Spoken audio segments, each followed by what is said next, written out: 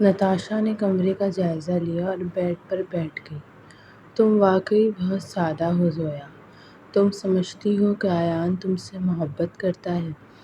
زویا کے چہرے کا رنگ ذرا سا بدلا۔ تم کیا کہنا چاہتی ہو؟ نتاشا نے ایک تلخ ہنسی ہنسی اور وہ فائل زویا کے سامنے میز پر پھینک دی۔ یہ ایان کے دادا جان کی وصیت ہے۔ کیا تم نے کبھی سوچا کہ ایان نے تم سے زبردستی شادی کیوں کی؟ وصیت کی شرط یہ تھی کہ ایان کو شاہکار انڈسٹریز کا 80% شیئر اور یہ حویلی صرف تب ملے گی جب وہ دادا جان کی پسندیدہ لڑکی یعنی تم سے شادی کرے گا۔ اگر وہ شادی نہ کرتا تو اس کی تمام جائیداد ٹرسٹ کو چلی جاتی۔ زویا نے کانپتے ہاتھوں سے وہ فائل کھولی۔ وہاں واقعی دادا جان کے دستخط اور شرط لکھی ہوئی تھی۔ ایان ایک بزنس مین ہے زویا، نتاشا نے اس کے قریب آ کر کہا۔ اس نے اپنے بزنس اور حویلی کو بچانے کے لیے تم سے شادی کی اور وہ جو محبت کا ڈرامہ تمہارے سامنے کر رہا ہے وہ صرف تمہیں اس حویلی میں باندھ کر رکھنے کے لیے ہے۔ نتاشا تو کہہ کر چلی گئی لیکن زویا کی پوری دنیا تباہ ہو چکی تھی۔ اس کا دل ایسے ٹوٹا جیسے شیشہ زمین پر گر کر چکنا چور ہو جاتا ہے۔ جب ایان 2 دن بعد سفر سے واپس لوٹا تو اس کے ہاتھ میں زویا کے لیے ایک خوبصورت ڈائمنڈ کا نیکلس تھا۔ اس کے چہرے پر زویا سے ملنے کی بے تابی صاف نظر آ رہی تھی۔ وہ سیدھا اپنے کمرے میں گیا۔ زویا بیڈ پر بیٹھی ہوئی تھی۔ اس کا چہرہ بالکل زرد تھا اور آنکھوں کے گرد سیاہ حلقے پڑ چکے تھے۔ زویا، ایان نے مسکرا کر اس کی طرف قدم بڑھائے۔ میں نے تمہیں بہت مس کیا۔ دیکھو میں تمہارے لیے کیا لایا ہوں۔ ایان نے نیکلس نکال کر زویا کے گلے میں پہنانے کے لیے ہاتھ آگے بڑھایا لیکن زویا نے جھٹکے سے اس کا ہاتھ پیچھے دھکیل دیا۔ نیکلس زمین پر جا گرا اور اس کے ہیرے بکھر گئے۔ ایان حیران رہ گیا۔ اس کے چہرے کے زاویے سخت ہو گئے۔ یہ کیا بدتمیزی ہے زویا؟ زویا کھڑی ہو گئی۔ اس کی آنکھوں میں آنسو اور بے پناہ نفرت تھی۔ وہی نفرت جو شادی کے شروعاتی دنوں میں تھی۔ بدتمیزی؟ زویا کی آواز کانپ رہی تھی لیکن اس میں غصہ واضح تھا۔ بدتمیزی میں کر رہی ہوں یا آپ کر رہے ہیں ایان شاہکار؟ آپ نے مجھے اپنی محبت کی جال میں پھنسایا صرف اس حویلی اور جائیداد کے لیے۔ ایان کا رنگ فاق ہو گیا۔ تم یہ کیا بکواس کر رہی ہو؟ جائیداد؟ مجھے سب پتہ چل چکا ہے۔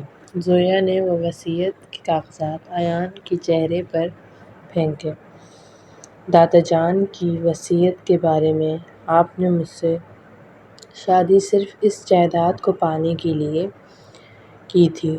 آپ کی وہ محبت، وہ ہمدردی، سب ایک زبردست بزنس ڈیل تھی۔ ایان نے ان کاغذات کو دیکھا اور پھر زویا کو۔ اس کی آنکھوں میں شدید دکھ تھا اور صدمہ بھرا پڑا تھا۔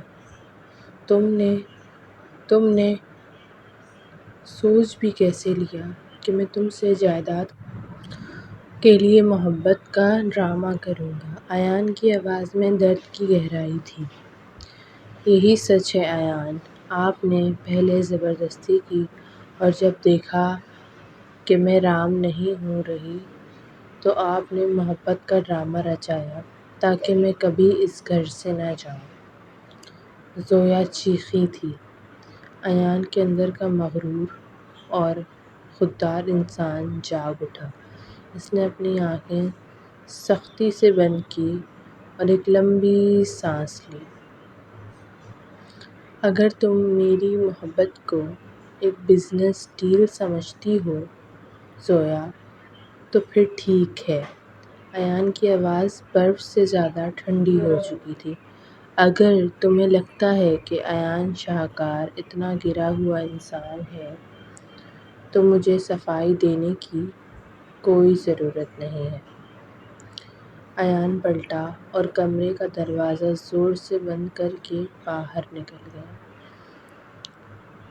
اس رات ایان حویلی سے چلا گیا۔ زویا کمرے میں اکیلی روتی رہی، لیکن اس بار اس کے دل میں محبت کی جگہ ایک بار پھر ویرانی نے لے لی تھی۔ اگلے ایک ہفتے تک ایان گھر نہیں آیا۔ وہ دن رات آفس میں رہتا، نہ سوتا اور نہ کھاتا۔ وہ خود کو کام میں مار رہا تھا تاکہ زویا کی باتوں کا درد بھول سکے۔ حویلی میں زویا کی حالت بھی خراب تھی۔ وہ کھانا پینا چھوڑ چکی تھی۔ اسے لگا تھا کہ ایان کو چھوڑ کر اسے سکون ملے گا، لیکن اب اسے لمحہ بلمحہ ایان کی کمی محسوس ہو رہی تھی۔ ایک دن حمزہ حویلی آیا۔ اس نے زویا کو لاؤنج میں بدحواس بیٹھے دیکھا۔ حمزہ زویا کے پاس گیا۔ بھابھی، یہ آپ نے کیا کر دیا؟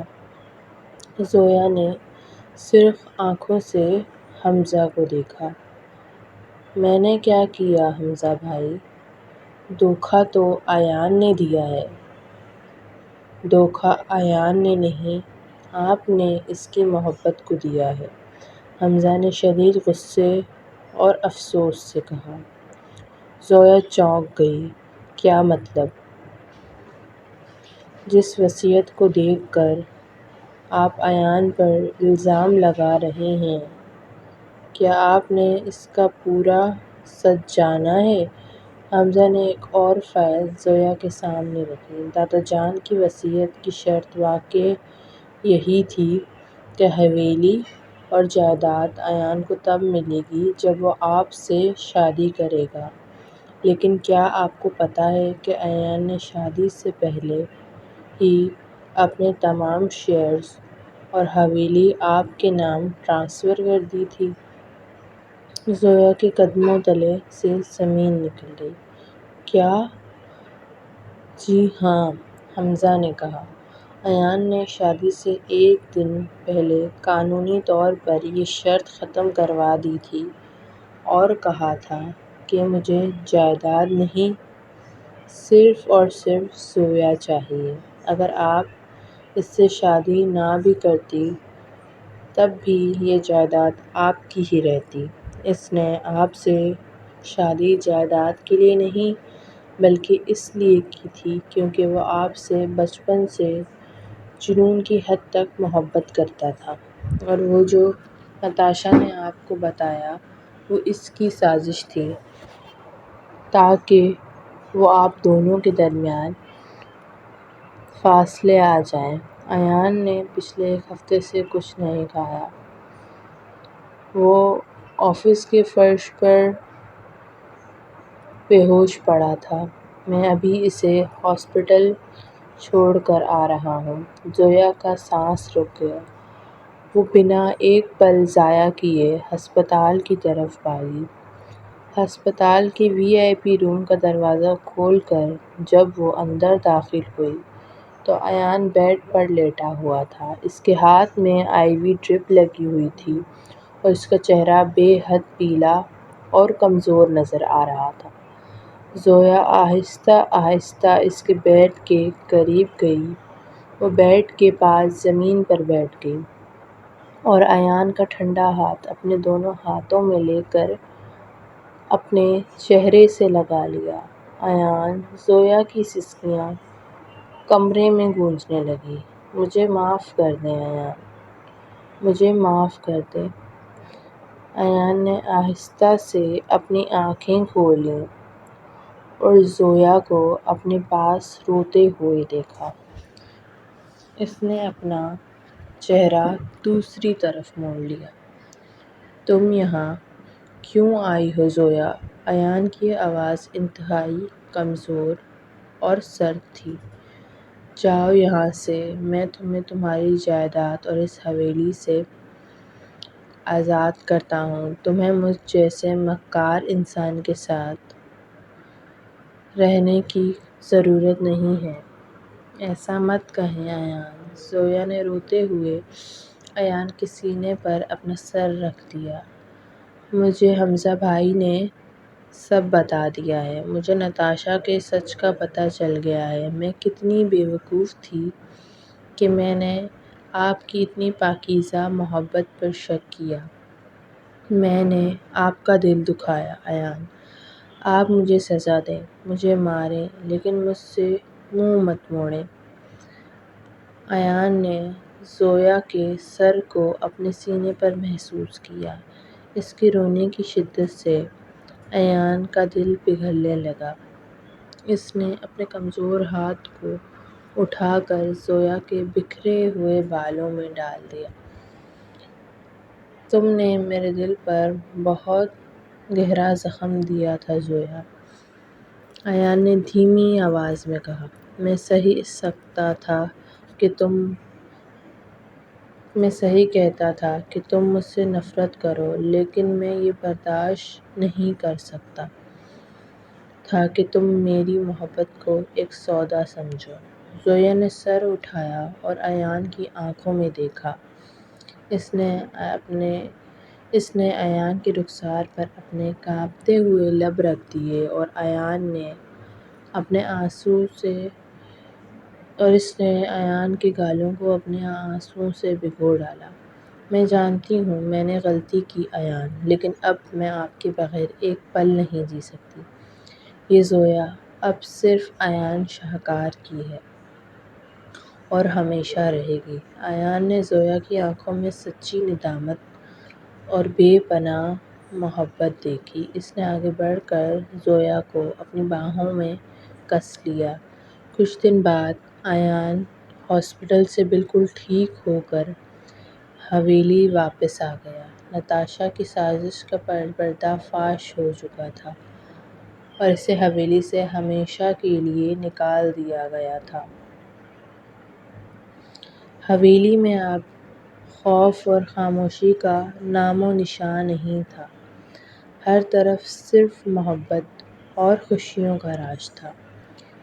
ایک دلکش شام کو ایان زویا کو حویلی کے پیچھے بنے ہوئے خوبصورت شیشے کے گارڈن میں لے گیا۔ وہاں چاروں طرف سرخ گلاب، چمیلی اور موتیوں کے پھول کھلے ہوئے تھے اور مدھم سی لائٹس کی روشنی میں پورا ماحول پریوں کی کہانی جیسا لگ رہا تھا۔